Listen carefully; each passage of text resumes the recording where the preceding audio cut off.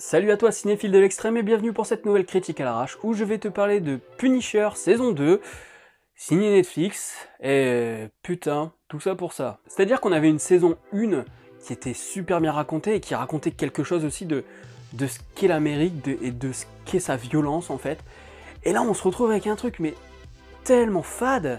Et pourtant les premiers épisodes ils commençaient super bien, mais avec deux trames narratives, et ben tu fais de la merde. C'est-à-dire qu'on a deux trames narratives, avec d'un côté Jigsaw et de l'autre les cathos évangélistes complètement tarés qui butent tout le monde parce que Dieu leur a dit, hein. On est... Ah putain l'Amérique. Et donc évidemment si t'as deux trames narratives, eh bien t'as deux trames à travailler, et donc eh ben tu travailles moyen et moyen, alors que si t'avais qu'une trame, eh ben tu la travaillerais beaucoup mieux, parce que tu pourrais te focaliser que sur une chose. Et le Comic des Comics, dans une de ses vidéos, dans le JT Comics, je ne sais même plus le numéro que c'est, mais voilà, je mettrai peut-être une fiche là, il en parle vite fait sans spoil, et il dit que ce qui le dérange, c'est qu'il y ait deux trames narratives, et qu'il y en a une développée plus que l'autre, et que donc, lui, il aurait quand même préféré que ce soit l'autre trame qui soit plus développée. Et je pense, et là, Comi, si tu regardes la vidéo, tu me diras si je me trompe, je pense que pour lui, ce qu'il aurait préféré qu'on développe, c'est le côté des cathos complètement tarés, parce que Jigsaw, c'est cliché. La psy qui tombe amoureuse de son taré de patient, c'est cliché. En plus, ça ne raconte rien, c'est une histoire de vengeance, c'est un truc vu et revu. Alors que avec les cathos complètement tarés, là, avec les fanatiques, là, il y avait encore quelque chose à raconter. Et là, il y avait encore quelque chose à raconter sur l'Amérique et sa violence. On aurait pu rester sur la continuité de la première saison. C'est-à-dire que la première saison, c'était...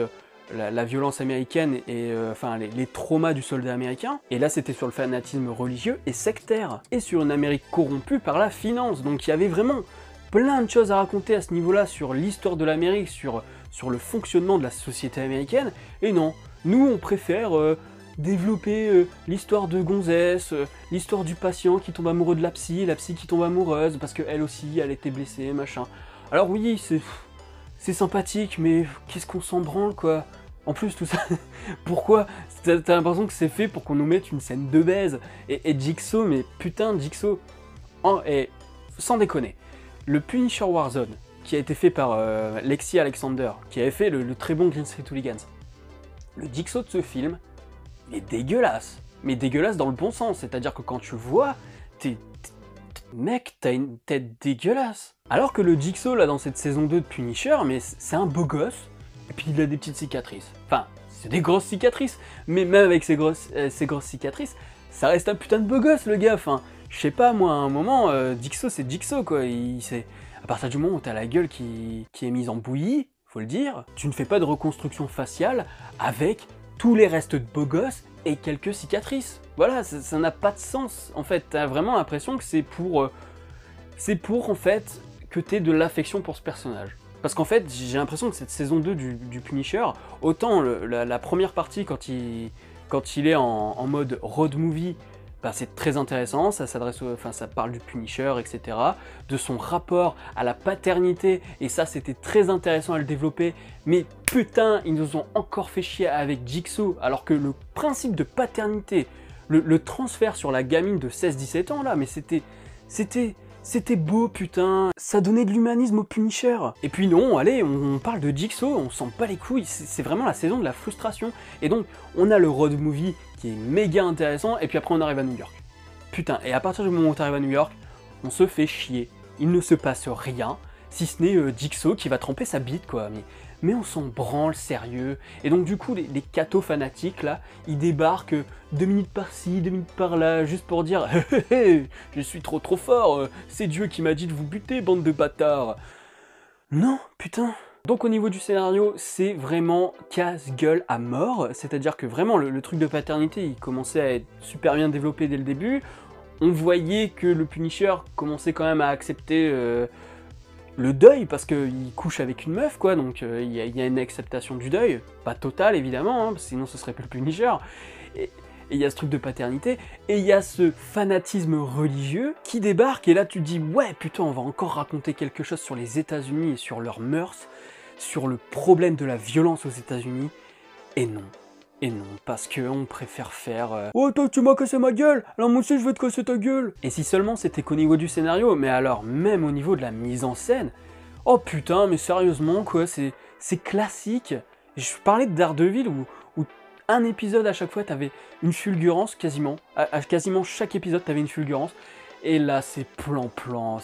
Il n'y a rien de marquant, quoi. Et en plus, il y a encore une autre grosse frustration, c'est qu'on a l'effet Smallville. C'est-à-dire que Smallville, on a attendu 10 saisons avant de voir Superman en costume, avant de voir Clark en costume.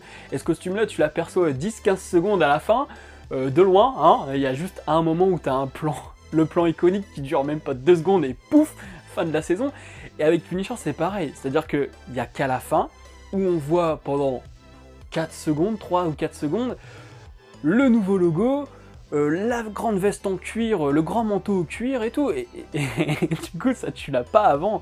C'est frustration sur tous les... Même sur le fan service, ils ont réussi à se planter, et ça faut vraiment être balèze, quoi. Enfin, il y a encore autre chose, voilà, je viens d'y penser, mais il y a les vétérans. Certes, les vétérans, ça avait déjà été abordé dans la saison 1, mais là encore, on aurait pu les aborder différemment, enfin... Là, c'est juste des mercenaires, tu ne comprends pas, ils n'ont pas de développement psychologique, alors évidemment, tu comprends pas pourquoi ils suivent Jitsu, tu te dis juste c'est des gros débiles, il n'y a rien de plus. Donc, si j'ai à noter la saison 2 sur Watch, eh ben ce sera un pas mal. Donc, comme j'avais noté WA la première saison, ben la globalité, ben, ça va être très bon pour la saison 1 et 2 confondues. Mais finalement, en fait, le fait qu'elle va être annulée, alors je sais pas si elle est déjà annulée ou si elle va être annulée, mais elle le sera de toute manière à cause de Disney+, hein, comme j'en ai déjà parlé avec la vidéo sur Daredevil, mais là, c'est fini. Voilà, là Daredevil, Punisher, les mecs se sont tirés une balle dans le pied. C'est tout pour cette vidéo où t'as ressenti, mais la déception totale que j'ai. Si la vidéo t'a plu, n'hésite pas à mettre un petit pouce bleu, à la partager sur les réseaux sociaux.